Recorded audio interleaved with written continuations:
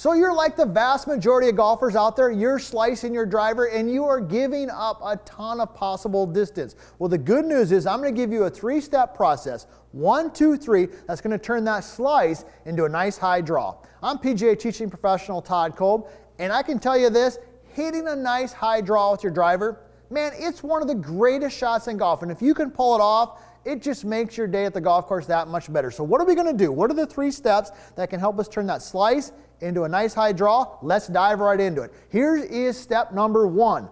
When you're set up, you're going to make sure that your lead arm, which for me is my left arm, is slightly higher than your trail arm. So when I'm set up here, I'm going to raise my lead arm slightly. I'm going to make sure my trail arm is slightly bent and underneath. So from your angle, notice how my lead arm is above my trail arm. That's going to help us definitely swing more to the right and up on the golf ball, which is going to promote that draw that we're looking for.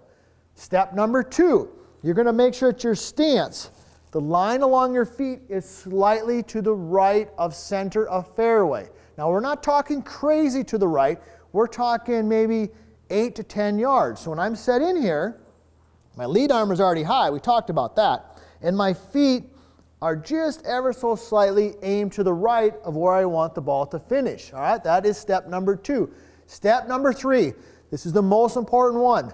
Make sure that the club face is square to the target line, not your feet. Let me repeat that. Club face, square to the target line, not your feet. Let me demonstrate.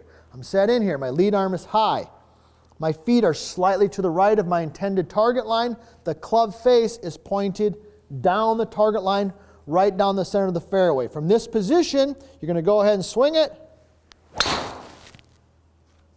And if you've done those 3 steps, I guarantee that slice will be gone, the nice high draw will come back, and you're going to enjoy your days at the golf course a little bit more.